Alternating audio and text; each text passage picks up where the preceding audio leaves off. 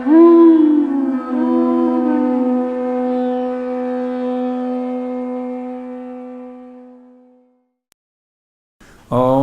Namo Bhagavate Vasudevaya.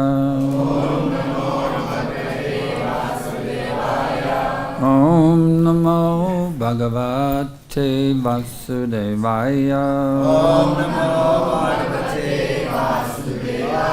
Om Namo Bhagavate Vasudevaya.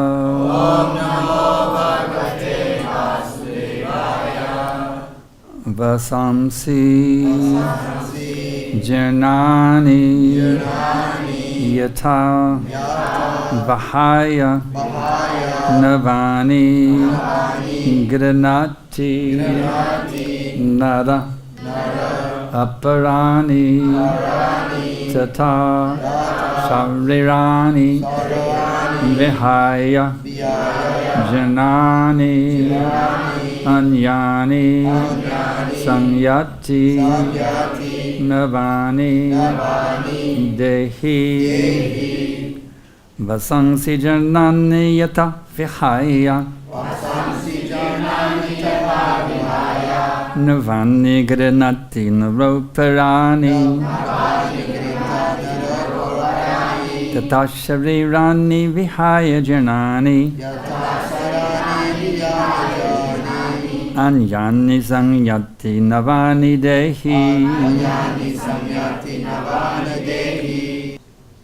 Vasansi Garments Jirnani Old and worn out Yata Just as Vahaya Giving up Navani New garments Granati does accept Nara a man Aparani others Tata in the same way Samrirani bodies Vahaya giving up Janani old and useless Anyani different Sangyati verily accepts Navani new sets Dehi the embodied.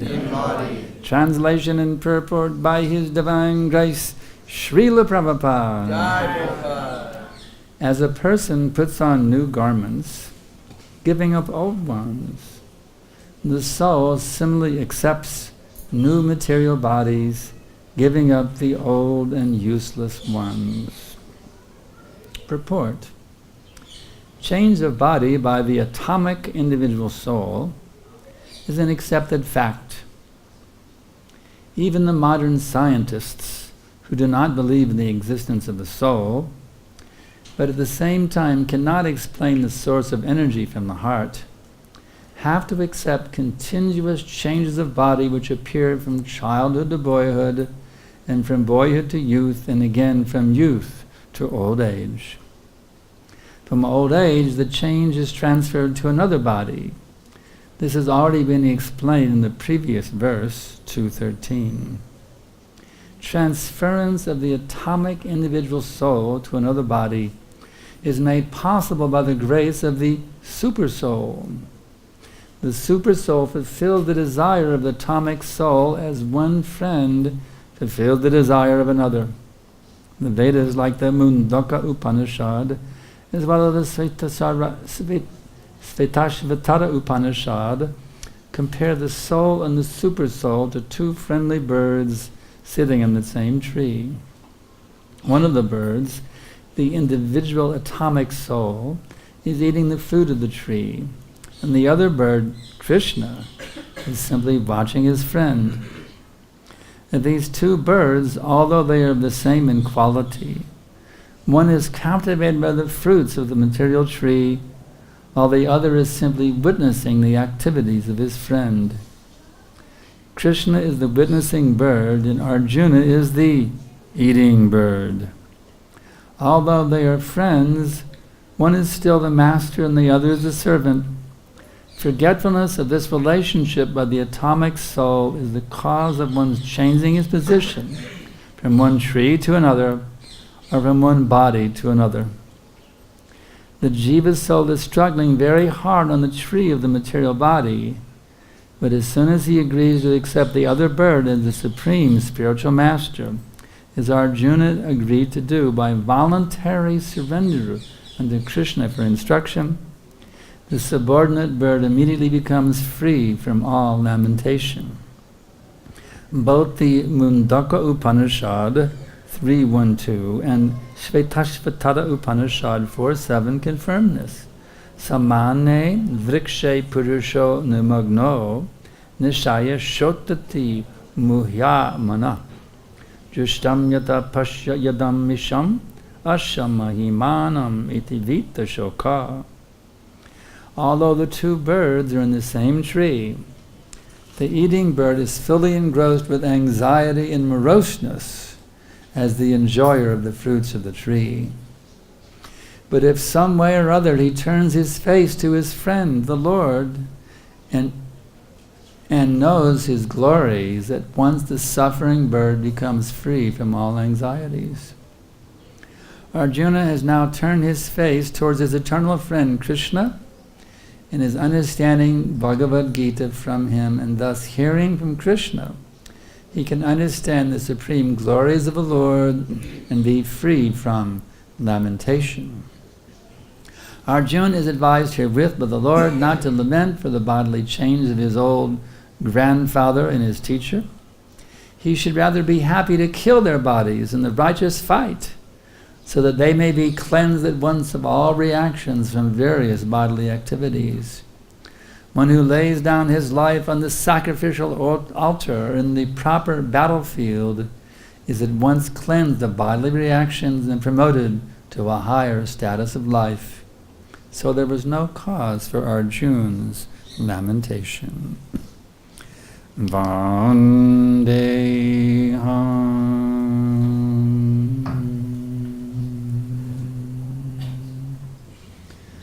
Shri Guru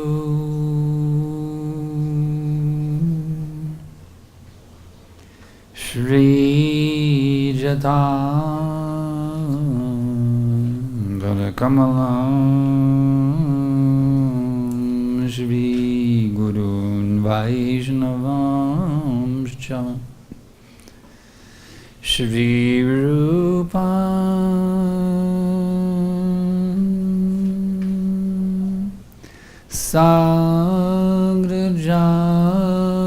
Sagrajatam Sahagama Raghunathan Vitam Dam Sajivam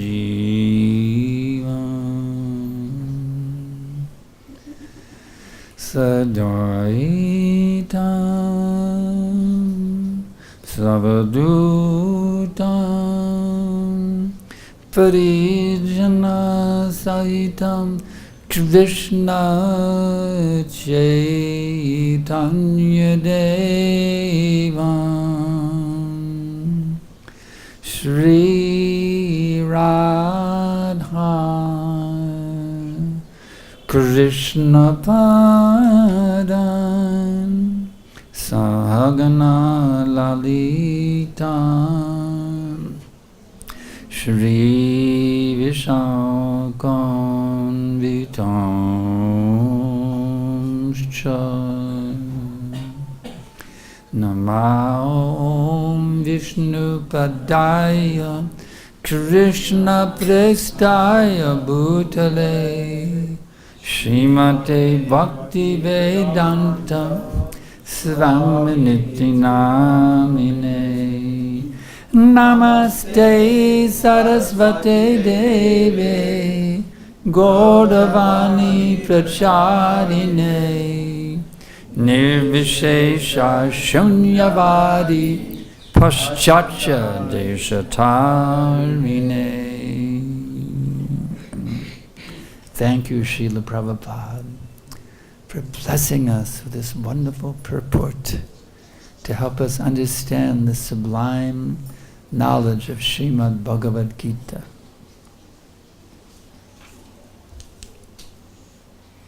So here we are changing garments. Actually, we're doing it right now. This very minute as we're hearing this class, we are changing bodies. At every second, the old blood corpuscles are dying and new blood corpuscles are taking their place. So there's a constant change going on here, you see. Just like in the river, you see, the water molecules are flowing. Just like in the U.S., we have the great Mississippi River. It's fed by two other rivers, the Missouri River and the Ohio River. So, when you go to the Mississippi River, are those Mississippi water molecules? Are there Ohio water molecules or Missouri River's molecules, you see? And tomorrow they'll all be merged in the Gulf of Mexico. So what is that water? Is it Mississippi water, Ohio water, Missouri water, Gulf of Mexico water? It's the same water molecule, but it takes on different designations depending on where it's located. That same molecule in the Ohio River, this is Ohio River water molecule, or this is Missouri River water molecule, or Gulf of Mexico river molecule. So in the same way, I'm thinking this is me. But actually it's kind of interesting, just sitting here in this room, I'm exhaling and inhaling, you're exhaling. We're actually switching bodies with each other as we sit in the room. But I think it's me, it actually was you a few minutes ago. You see what I'm saying? We're just sitting here in this room, we're switching bodies with each other. Just by inhaling and exhaling. I walk out of this room with what you thought was you, now I think it's me. So in this way we have to have transcendental knowledge, you see, to understand this is not really me. I exist beyond this body. You see. It's not difficult to understand.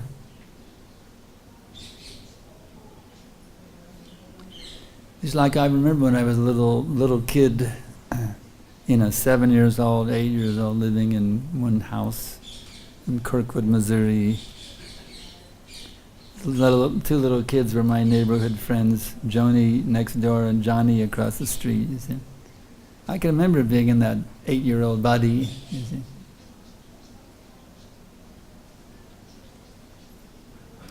But where is that body? It's long gone, you see. But yet, the I, the self, was situated there in that 8-year-old kid's body. You see. No, in the 70-year-old body, you see. But still, I remember him being in that 8-year-old body.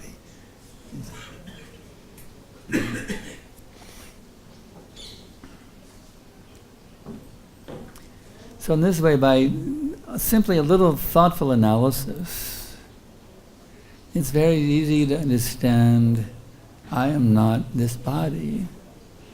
But yet the great leading scientists who are supposed to be enlightening us with all kinds of scientific knowledge, they can't understand these simple points. They have big PhDs, big Nobel laureates, big positions in big universities, but they can't even understand the most basic facts of life. You see. Therefore the whole world is in turmoil, you see. People are crying, they can't stand the leader, just like Trump, they want to dump Trump, you see. They're complaining every day, Trump did this, Trump did that, you see. People are not satisfied with the leaders, you see, because the leaders are not enlightened people like Maharaj Pariksha.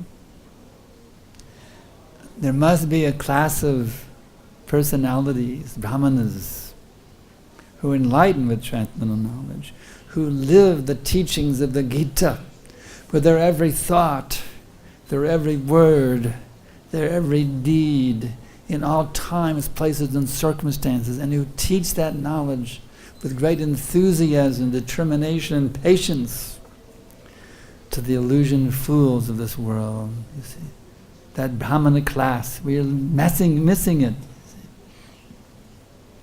Prabhupada has come to re-establish that class of Brahmanas, learned transcendentalists, who can teach the political leaders, the educational leaders, the business leaders, the entertainment leaders, in all spheres, can teach all spheres of the society how to understand who I actually am. It's really common sense. If you don't know who you are, how can you really be what you're meant to be? And if you're not being what you're meant to be, how can you be satisfied? It's not possible to be satisfied. Therefore, they invent so many artificial means of satisfaction. You see?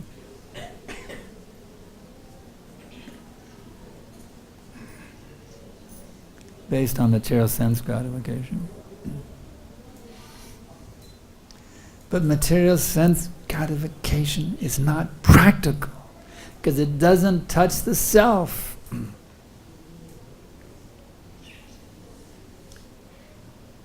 If you're hungry and you put a banana in your pocket, does it satisfy your appetite? No. You have to put it in your belly. So in a similar way, all of their satisfaction is aimed simply at the material body. Therefore, nobody's satisfied. They even had that song when I was a kid, you know. I can't get no satisfaction. I'm going here, but I can't get no satisfaction. It's a big hit, because actually nobody's getting any satisfaction. That song really hit a nerve, because nobody's getting any satisfaction. I see. Nobody's getting any satisfaction. We're simply trying to imagine some kind of happiness, maya sukhaya, illusory happiness. That's it. I invent some artificial idea that if I can eat this or smoke this or have sex with that, it will make me happy, but it's an illusion. It's simply an illusion.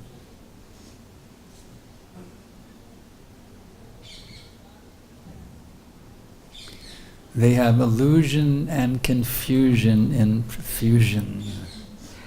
That is the modern day society.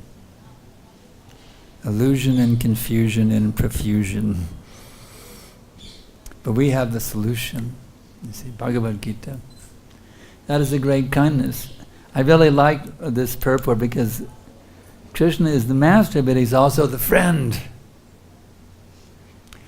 Wouldn't it be nice to have as your master your best friend?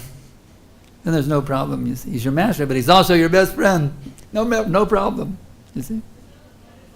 Just like some brahmachari goes to the temple, you know, you can report to the temple president, but the temple president's your best friend, and you have no problem. Being a brahmachari in the temple, the president's my best friend. I have no trouble. He's my best friend. So we have no trouble really. You know. There's no trouble at all to existence. If you're Krishna conscious, there's no difficulties. You know why we have difficulties, Prabhus and Manajis? Because we're not Krishna conscious, that's all. The only reason we have any difficulty at all, even the slightest tinge of difficulty, is simply because we are not yet fully awakened in Krishna consciousness. You think that after all these years, you know, here I've been going almost 50 years, you think that we'd be awakened fully by now, but well, we're still hanging on to this damn material consciousness. I don't know why we're doing this. Well, we've been habituated for millions and billions of lifetimes, you know. So it's understandable, you know. For millions and billions and trillions and quadrillions of lifetimes, we've been holding on to this false bodily conception. As a Brahma, as an Indra Gopa, as a man, as a woman, as a demigod, as a snake, as an alligator, as a mouse, as a tree, as a mosquito. We've been hanging on to this false conception lifetime after lifetime. So it's logical that it would take us a while to, you know, come out of it. Even 50 years of chanting Hare Krishna is nothing compared to 50 quadrillions of lifetimes, hanging on to the false bodily conception. But the beauty of it is we have our best friend on our side, you see. Suhridam sarvabhutanam. Krishna declares in Bhagavad-Gita, I am the best friend. It's interesting, this word suhrit. In Sanskrit there's different words for bandhu, mitra, suhrit. But break it down, hrita is heart, you see. Suhrit, that one who is very, very dear to the heart. That is the best friend. So Krishna is not mitra or bandhu, he is suhrit, the most intimate friend, you see. The dear, most intimate friend, Krishna. And he's our best friend. He's on our side, and the good thing is he's the supreme controller. Is he more powerful than the temple president? He's the supreme controller. He controls everything. Everything in the material world and the spiritual world is all acting and moving under his direction. In this very quarters here, a few feet away in Prabhupada's room, on his bed, right before he left his body, we've seen the video. He couldn't even sit up. He was still dictating his purport. So we've all seen the video. The microphone was at his mouth. He said, everything is acting and moving under the direction of Krishna. This consciousness is Krishna consciousness. So there it is. Prabhupada confirms. Everything's acting and moving under the direction of Krishna. Everything. There is nothing in all of existence that is not acting and moving under the direction of Krishna. See, if you get in tune with Krishna, you're in good shape. You just got to learn how to get in tune with Krishna, how to harmonize with him.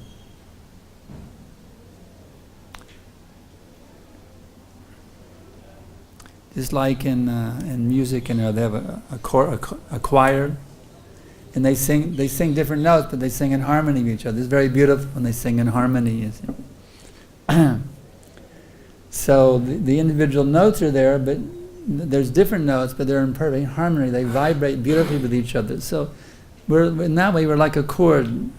We're in accord with Krishna in two different ways. We're in accord with him, and also we're in accord with Krishna, A-C-C-O-R-D, in accord with Krishna. We're also in a chord with C-H-O-R-D with Krishna.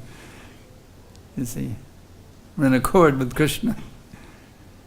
He has his note, we have our note, and we're vibrating together and making a beautiful, beautiful sound. You see? So in this way, we just have to vibrate with Krishna and get tuned in. He's the one who sets the standard. Not that we set the standard, he gets in harmony with us. No, he sets the standard, we get in harmony with him. It reminds me when I was a kid, I was in the Westbury High School orchestra. I played the violin. And we had one kid, he was really, really good. His father was the conductor for the whole city of Houston, and he had if you know anything about violins, this boy had a Stradivarius violin, which is a very expensive, rare, from a classical Italian violin maker. This kid was really considered top-notch. He had a Stradivarius. He was what's called the first chair violin. So he would play a note, I think it was middle C, and the whole orchestra would tune to his violin, you see. Every instrument in the whole orchestra, the clarinets, the saxophone, the trumpets, all the violins, the cellos, the violas, the basses, the flutes, every instrument in the whole orchestra would tune into that one violin player's middle C note. So in the same way, Krishna is first chair. We all tune into him, you see. And it becomes a beautiful symphony orchestra, you see. You have your role, we all have our different roles to play in the orchestra, you see. But we've all tuned into Krishna. Now if you're out of tune, the conductor will go, boop, stop, You're out of tune. No, get in tune. You see, the conductor will stop the whole thing. If somebody's out of tune, the whole thing will stop, and they have to get in tune. And then it backs in tune, and the thing starts up again. You see. So, our position right now, us aspiring devotees, sadhaka bhaktas, is we're out of tune. We're trying to get in tune. That's why the spiritual master is there. He's there to help us get in tune. He's like the conductor. To help us get in tune. And we have all kinds of tuning facilities. Hare Krishna mantra is there, Bhagavad-Gita, Srimad Bhagavatam, Chaitanya Charitamrita. We have deity worship, we have the holy dhams, we have so many ways to get in tune. It's just phenomenal. I mean, it's just wonderful. We have sadhu sangha, we have guru seva, just so many things to get in tune. The trick is you got to use everything at your disposal, because we're really out of tune, really badly out of tune. If we were in tune, we'd be seeing Krishna directly. You know that slow? Premanjana chalita bhakti valochanena santak sadaiva hidayeshu valokayanti yang shama shundaram jaganas govindamadi purusham tamaham bhajami. I worship Govinda, the primeval Lord, who is Shama Sundar, Krishna himself, with inconceivable, innumerable attributes, whom the pure devotees see in their heart of hearts, with the eye of devotion tinged with the salve of love. Prabhupada said not only do they see Krishna within, they see him without, externally also. You know what Prabhupada wrote me in one letter? He said, now you just qualify yourself to see Krishna face to face. Pretty heavy order from Prabhupada. Well, Prabhupada, I need your mercy. I got a long way to go, but I know by following you I'm going to get there. That day will come. Krishna revealed himself to me. I'll be able to see him directly, just like I'm seeing you right now. I know by following my spiritual master, Srila Prabhupada, that day will come. I will see Krishna just like I'm seeing you right now. I'll see him. So, that I'm not seeing him yet means I got a way to go. Got a way to go. I shouldn't think I'm a pure devotee yet. I'm aspiring to be a pure devotee, but got a long way to go, y'all. Long way to go. But even after almost 50, I started in 71, so that's how many? Almost 50 years, isn't it? So, you say, wouldn't you think it'd be discouraging then? I mean, you've been doing it almost 50 years and you haven't seen Krishna yet? I mean, wouldn't you be discouraged? Someone could ask, you see. But the fact is that it's so enlivening. Even though I'm not seeing Krishna yet, I'm feeling how I'm making progress every day, you see. Every day I can see how I'm making progress. You see. The lust, the anger, the greed, the madness, the illusion, the envy, the laziness, the craziness, you see. Those things are going gradually down, down, down, down, down, down, down. And that's pretty enlivening, you see. It's pretty damn enlivening. When you see the anarthas are going down, just gradually going down, you see. It's a whole new world. It's just like you go to see the sunrise and you don't see the sun. But what do you see? You see the brilliance of the sun starting to manifest. Even though the sun globe has not yet appeared, the sun, the brightness is starting to manifest on the eastern horizon. You see.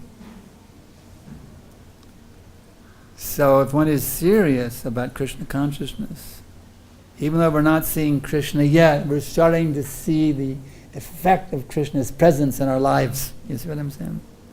The anarthas are going away, becoming more attached to Krishna, more attached to Krishna's name, more attached to Krishna's devotees, more attached to this knowledge, more attached to seeing prasadam as the unbelievably sublime mercy of Krishna.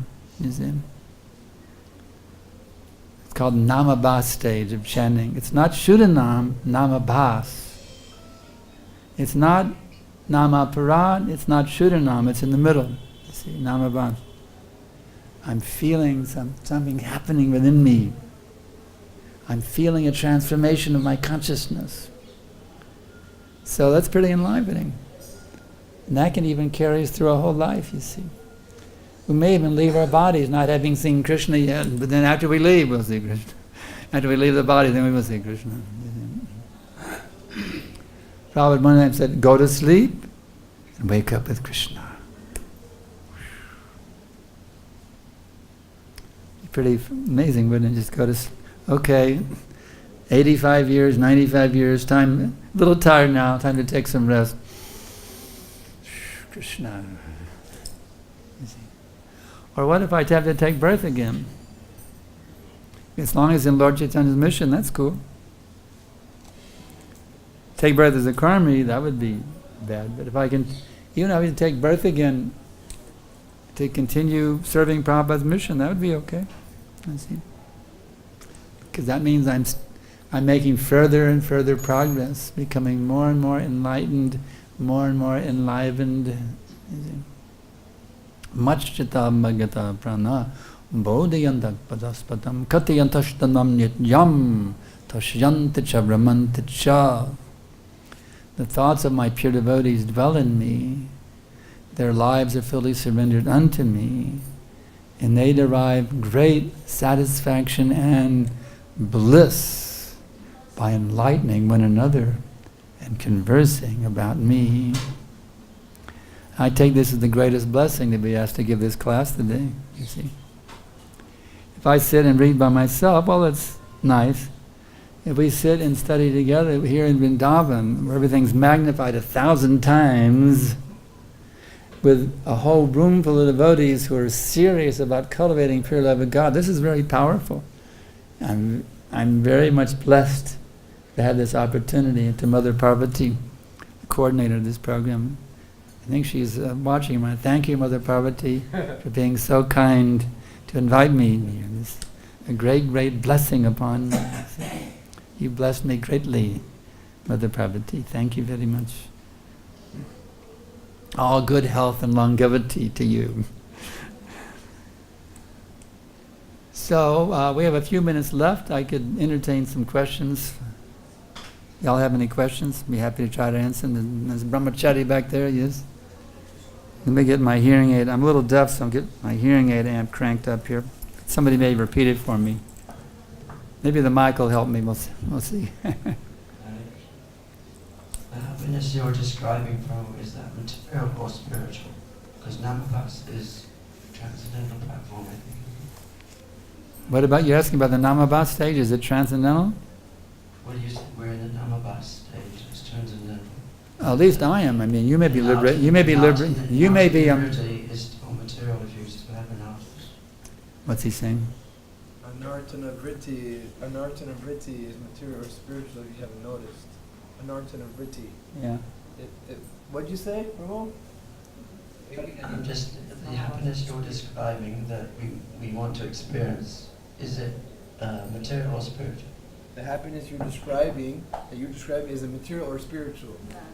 Our happiness, we neophytes like me, we have a mixture of spiritual. We have spiritual happiness and material happiness and distress. That's my level. I got some spiritual happiness, and I have material happiness and material distress. I got three things on my level. You see? There's material happiness. It says in the Namabhas stage. In the Namabhas stage? Yeah. Well, the Namabhas, you're asking, is it material happiness experienced in Namabhas? I understand it's spiritual. Namabhas It is spirit. It's the Namabhas means you're not Shuddha yet. You're not completely purified yet, but you're getting there. The sun hasn't risen yet on the eastern horizon, but the effects of that soon-to-be rising sun are starting to manifest. So that means your nartas are going going away. They're fading away. You see, your anarthas are fading away, and this new thing called Krishna Bhakti is starting to take over everything. That's namabhas. Otherwise, we're equipoised in happiness and distress. Otherwise, we're equipoised in happiness and distress. Yeah, in the namabhas stages, one is very, very equipoised. To the extent that we're not equipoised, we're still battling it out with the anarthas. Sometimes we're equipoised, sometimes we're not. We neophytes. Sometimes we're feeling very equipoised, sometimes we're very agitated, isn't it? Maybe not you, but I know myself. Sometimes I'm very agitated with this thing, you see. Because I'm still fighting it out with the anarthas. But as one becomes more and more conquering over those anarthas, then you become more and more equipoised.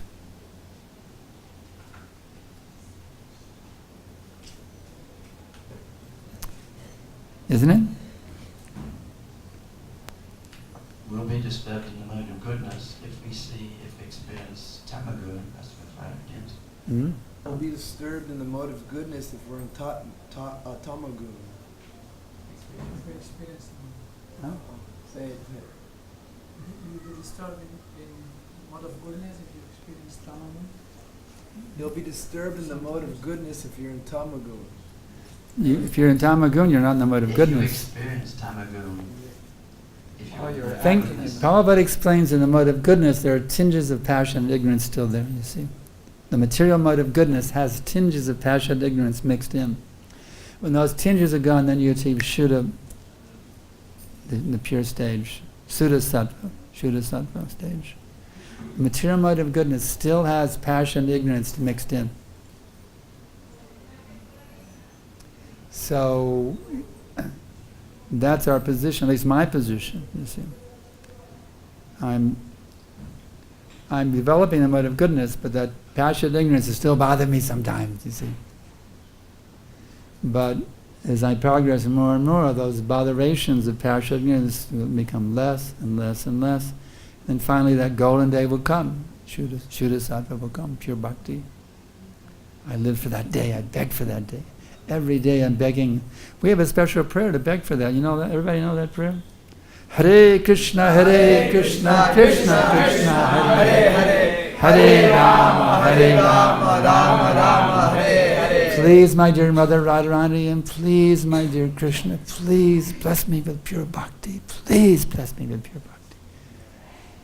We were all given that opportunity when we were initiated, right? Mamshpa Yoga Brahmacharya, immediately become transcendental. We're given that opportunity for initiation. Yes, those who take their initiation vows seriously will achieve the perfection of Shuddha Bhakti, pure love of God.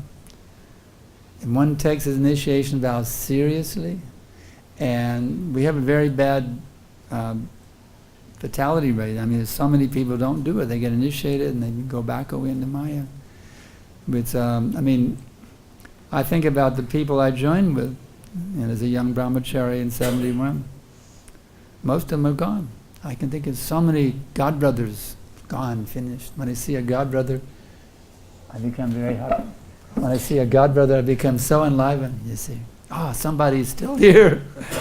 One of the oldies, one of the boys from the old days, he's still here. One of the godbrothers is still here. I worship them, they're my godbrothers. Those who have stayed, they're worshipable deities for me, practically speaking. You see. Anyone else have questions? Yes.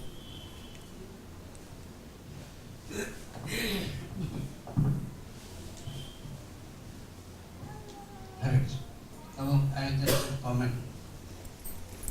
Just like you were speaking that 50 years you are still in the moment, but still we don't feel that we are perfect.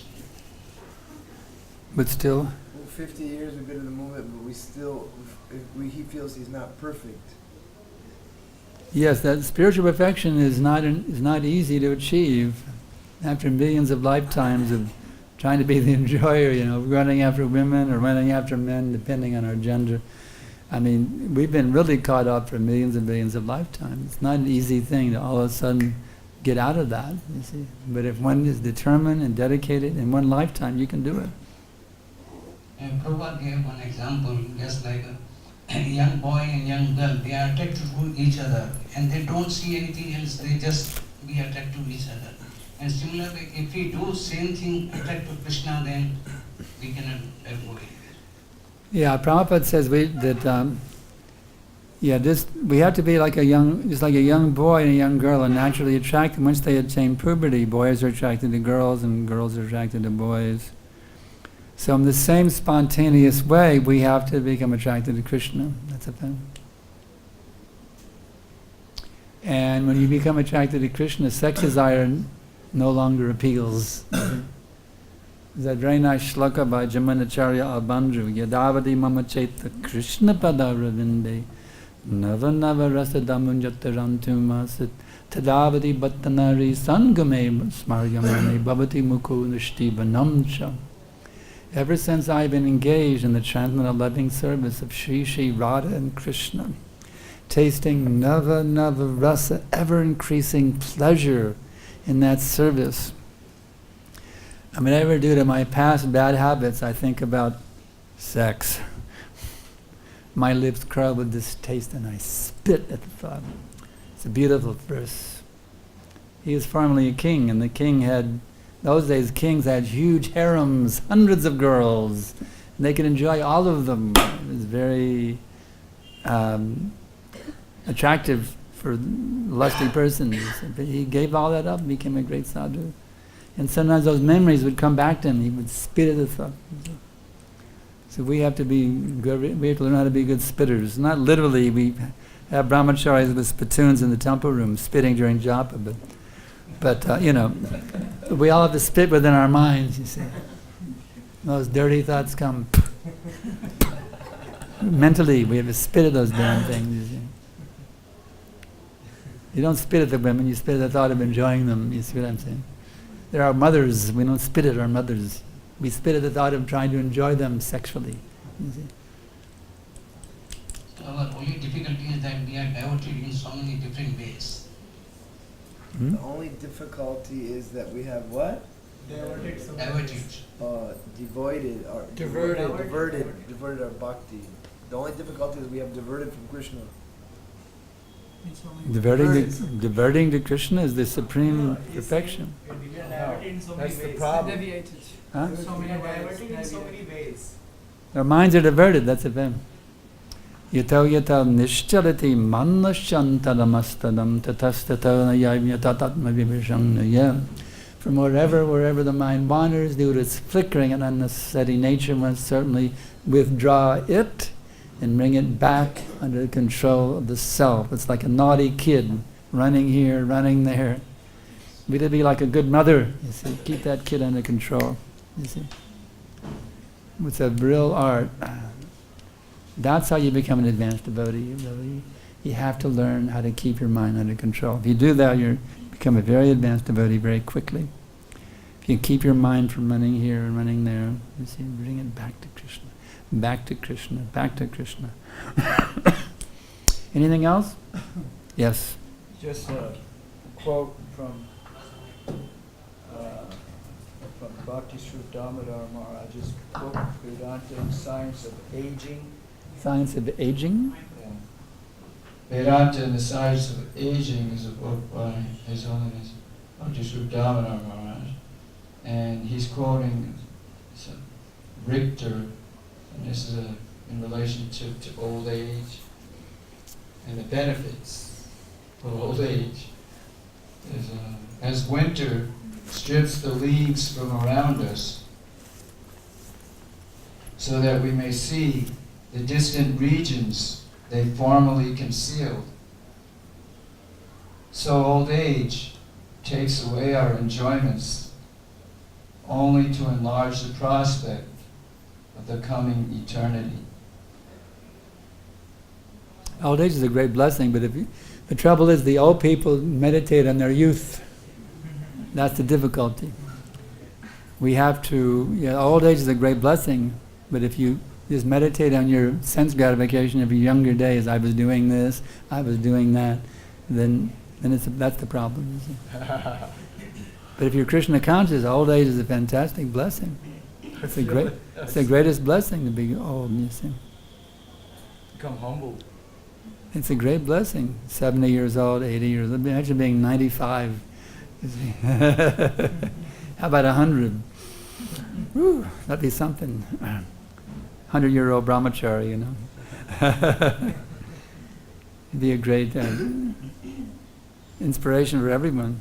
You see, 100-year-old brahmachari chanting his rounds with enthusiasm. The whole movement would be enlivened to see that. You see. Okay, so we'll go ahead and stop here, and we thank you all so much for tuning in. Please take this process very seriously, and very soon you will see Krishna face to face. Hare Krishna. Hare Krishna. Sanakarshan Prabhu ki jai. Very nice. Hare Krishna.